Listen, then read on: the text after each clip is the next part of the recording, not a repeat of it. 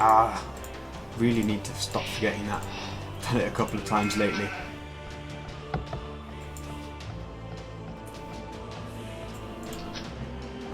Okay, so sorry about that. I will just quickly go over the maps because you could hear me talking them again, but you couldn't see. As you see, big hill in the middle, shorefish surrounding each player. Wood lines kind of decent to take, but vulnerable to ranged units and towers. Vodka has all his golds and such forwards, so they could be have pressure applied to them. Whereas Dogao's map looking a little bit better with main golds in the back, very very defensible. And a couple of these wood lines perhaps a little bit better. For example, that one. Main stone's pretty good because with the pick of Spanish, he's probably either going to be going conquistadors or towers. You would have to think. So having that nice safe stone works out well for him. Dogao could be allowed to lose a villager just seconds after the 4-minute restart mark. It actually goes down. Just 1 or 2 tiles from the TC, so Dogao behind a villager in the early going. You can see that he's 12 to 13. A little bit sloppy here, man. So unfortunate because it was about 4 minutes and 5 seconds that it went down.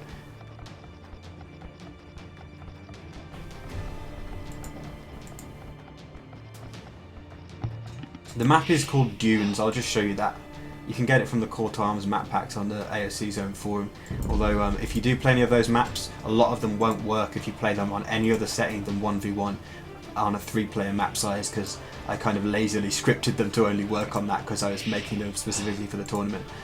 Right, so looking at the Civ matchups, I feel like Vodka is going to have the upper hand here because, as I was saying before the match started, with Huns, Mains and Aztecs not available, Britons is going to be one of the top tier civs on this map because their ability to harass with the crossbows and to micro with the crossbows in the middle of the map and then raiding in the enemy wood lines in their economy is pretty much almost unparalleled with the few civ bans that are in place. They're going to be very strong on this map, and also cheap TCs allowing you to quickly secure more resources around the edges of your base.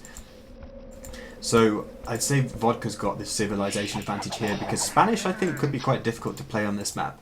I feel like trying to go into conquistadors could be a little bit risky just because it takes a bit of a while to get going, and you could end up falling behind to the Britons player in economy terms as well if you go for that early castle whilst they're able to easily do TCs as well as maintain crossbow production in the first few minutes of the castle age.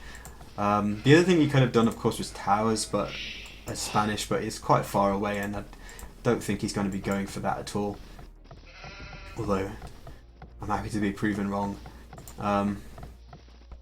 Neither player is showing signs of going for a drush at the moment, and that's kind of understandable because the players are kind of far away.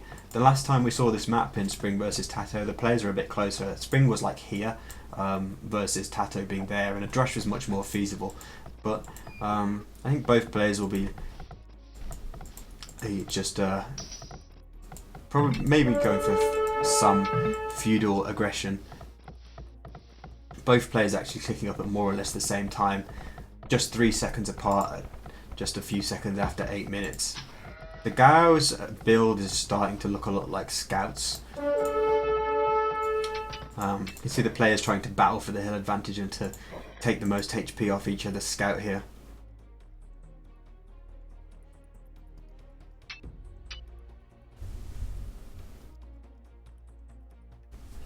But I don't think either player will want to commit to any kind of fight and try and think that they've got the first hit and try and take the scout down, because losing your scout on a map like this is really dangerous. It's so open, you really do want that idea of what the other player is doing. Barrack's coming out for Vodka. Can't imagine he's going to be going to the castle age anytime soon because he did a villager number which suggests feudal aggression, and with 3 on gold that probably means he's going archers, especially as he's Britons. So if I'm right in saying that Dogao looks like scouts and Vodka looks like archers, then that's a difference in approach between the two players. Dogao will probably be the one attacking at the start of the feudal age in that case, because it's just that bit quicker to go scouts and they'll cross the map more.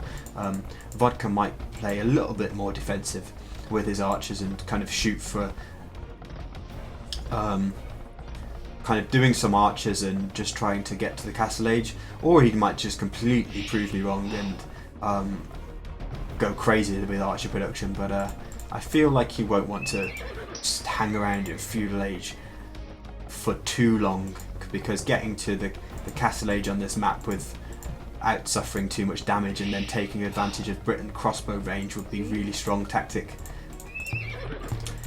Dogao is going scouts. Pushed in pretty much up with, well, actually no, he's only pushed in his first deer there, so if he continues to push some deer in, that will allow him to do scouts without having to make too many farms initially. But he's actually just going more for stone walls. I don't think he's going to push another deer in. We did see there that he took down Vodka's scout. I was saying that's quite a dangerous thing on this map because it is so open. But at the same time, you know, it's open and all of your wood lines and resources are generally quite vulnerable, but it's also a quite wallable map. It's just that there are a lot of choke points you have to wall. So you can see that players are kind of looking at their map and analysing them and thinking, how can I wall this without wasting the most resources and the most economy, the most villager idle time. For now, Dogao's doing stone walls, whilst Vodka just palisading. And I think war's a good tactic for Vodka because the scouts are just going to be that bit too late.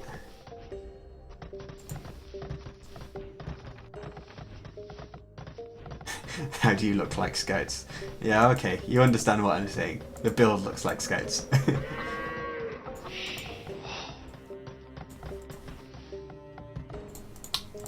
It looks like Dogao is actually going to find... Can he fast wall it quickly enough? No, Dogao just... That pause to hit the house there just about stopped him from getting in. If he'd have been actually paying attention and not right-clicking the house, I think he may have right-clicked the house himself. I think what he was doing was right-clicking to go through, and the house foundation appeared just in front of him, and he right-clicked the house.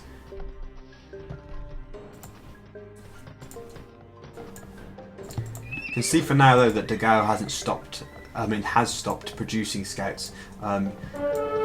Doesn't want to overcommit to scouts when the opponent is walled, because that will just confine him to the feudal age forever and then ultimately probably his death. Vodka's got 7 or so archers and a spearman out just prowling around trying to keep those scouts out. He may go over to the other side of the map to see what he can achieve with those archers, but knowing that he's fully walled and knowing that it'll take a minute or two for those archers to get over there, he may just not like commit too much with those archers, because waiting for them to get to the castle age and upgrade to crossbowmen is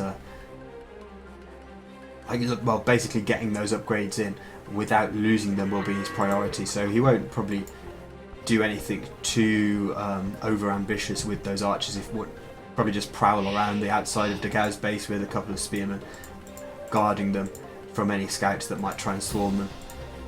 But Dogao stonewalled everything, and you can see he's jumping on stone. Probably going to look for a castle once he gets to the castle age and try and start raiding with conquistadors, because the scouts haven't worked out too well for him. They almost did, but Vodka was just about vigilant enough. Let's see those archers come in. They're going to force Dogao away from this wood line for now, which isn't catastrophic as such. But the issue for Dogao is that once Vodka does get to the castle age, those crossbowmen will have 8 range once they get Vodka now, and at that point Vodka can start to harass more and more of his resources.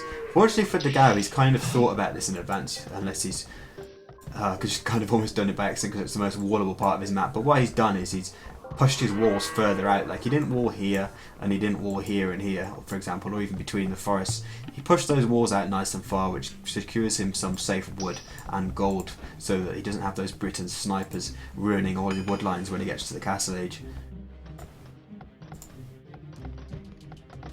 Meanwhile, he's just keeping his scouts active, trying to see if any holes open up in those walls, any villagers come out, and just seeing if he can try and be annoying and attack the walls. But as long as Vodka's paying attention, he's not going to get in. Looks like Dogao, resources wise, is pretty much ready for the castle age. He's got a stable. Has he done a blacksmith or a market? Not at this moment, but he'll probably... Oh, he does have a blacksmith right next to his town centre. So he's just... As soon as he gets the resources, he'll click up. Meanwhile, the guy's scouts being forced away from Vodka's walls. We can see he's now got 2 groups of archers. He's got 1 lot forward with 3 spearmen and another 10 or so at home. So he's going to have about 15 to 20 crossbows once he hits the castle age. Quite a difference in military numbers between the players. Dogao obviously stopped producing those scouts once he realised the walls were there, but Vodka has continued to produce archers. Probably explains why he's a little bit slower to the castle age, only just clicking. But he's only 15 seconds behind, and he's actually 2 villages ahead. Dogao, if you remember at the start of the game, lost that villager, but also it seems like Vodka's managed to eke out 1 extra villager advantage since too. This could be quite important though, because Dogao may well... No, he's actually going for double stable knights, so he's not going for the conquistadors. I was thinking that a conquistador transition in the castle age would be a viable thing for Dogao to do behind these stone walls, but he can't actually take stone safely. This one is obviously out of the question, but also it would be difficult for him to mine stone here potentially with Britain's crossbows sniffing around. So we're going to see double stable knights from him most likely. You see he's getting scale barding armour and bloodlines on the way to the castle age, adding a lot of villages to gold and dropping a good number of farms. Meanwhile, Vodka, whilst on the way to the castle age, getting in that padded archer armour, so he's got 13 and padded armour. Continuing to add those archers as well, he's up to 28 military, so with about 3 spears that's 25 or so archers. Still on 2 ranges for now. Gold mining coming in for him to help him sustain that production of archers once he gets to the castle age as well. Let's look at the reaction from Dogao. Getting chain barding armour, because +2 armour is going to be pretty essential to have any kind of survivability against this number of crossbows. Producing knights from both stables as well, but it's going to be a long time until he has enough knights to actually mass up and take any kind of fight against this army of Vodka. It's looking pretty scary, to be honest. With 6 spearmen and about 25 crossbows, knights are going to be having a hard time. Vodka's already getting up to that sort of mass where it can be pretty difficult to take on the crossbows unless you've got a lot of knights and you manage to cast them in open ground. But Dogao is going to try and even the fight up a bit with a siege workshop and a mangonel, and Dogao is also actually on a 3rd stable, which was hiding just off to the right of my screen. See if it's quite clever from Vodka keeping a few crossbows on the stone of Dogao as well. He does actually have enough to drop 1 more TC, but not 2 unless he throws up a market and buys some or manages to just mine a little bit. But Vodka's choosing to retreat a little bit now. Let's see if he's actually spotted how much... Yeah, he's seen the 3rd stable and the siege workshop, so he's probably just getting a little bit less confident about his position now, and choosing to retreat, which is fine because he doesn't want to get caught out in the open really against a mangonel and a lot of knights. Meanwhile, like if he just goes into a little bit more of a defensive posture now with Dogao on 3 stable knights, his economy will probably fall behind a Britain's player who's dropping TCs, and that's exactly what Vodka's doing. He's also got 4 villages on stone, so he could be thinking about even a 4th town centre soon, or he could be thinking about a castle to help him defend sooner, like in fairly soon. Siege workshop coming up at home as well as a university, so ballistics probably going to come in for Vodka, as well as maybe a mangonel to defend against any mangonels from Dogao, who you can see has 2 and is pushing across the map with about 15 knights now, and those knights do of course have +2 armour and bloodlines, so pretty strong, but equally 8 or 9 spearmen and 30-40 crossbows from Vodka, so it could be in for a pretty big mid-castle age engagement here, and it's hard to tell who could come out the best here. A monk from Vodka as well, helping to even the numbers if it gets a conversion.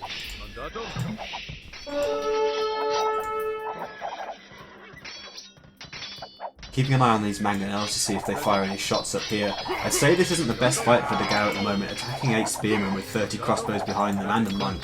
And Dogao losing quite a lot of knights for not a lot of gain there. and the converted knight actually taking down a mangonel too. So really nice fight for Vodka there. With 8 range as well, he's probably going to be able to micro against that mangonel pretty easily. The monk goes down though for Vodka to the mangonel. And Vodka's not taking such good hits over there, not microing as well, but his own mangonel comes out. And suddenly Dogao just has to flee with his tail between his legs. He's got no mangonel support and down to only 5 or 6 knights. Some more coming across the map, but still, Vodka has the numbers and it's looking pretty good for him. He's ahead by 8 villagers, he's on more town centres than Dogao, and he's just taken a really nice fight where he's preserved a lot of his army. So really good play from Vodka. Britain's obviously really strong on this map though, and he's proving that through his use of them now.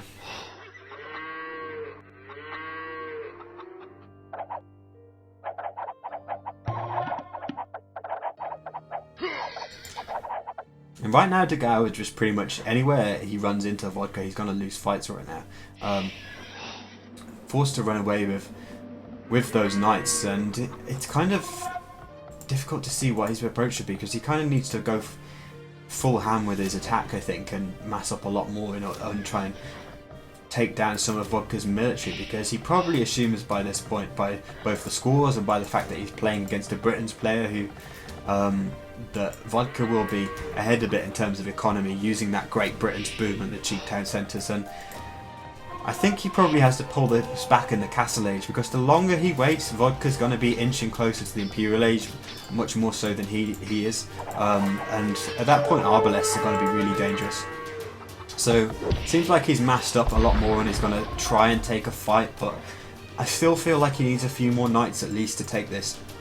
And Vodka can just retreat to this hill as well, if Dogao tries to run in and engage. Really, Dogao has to push him all the way back to the middle of the map so he can push him downhill again.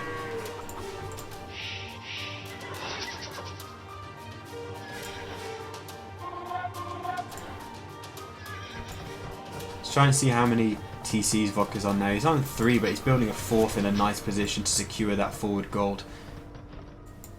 But here we could see a decent fight for Dogao if Vodka was to go about like here. Perhaps if Vodka had been caught out here with the downhill patrol from the knights, then that could have worked. But Vodka was alert to it, remaining on the top of that hill and just forcing Dogao to turn back. He's going to go around, but that could be a great mangonel shot for Vodka. I thought it was going to get a double shot there. It actually left the second mangonel on 1 hit point, so Vodka's so unlucky there not to get two for 0, 2 for 3.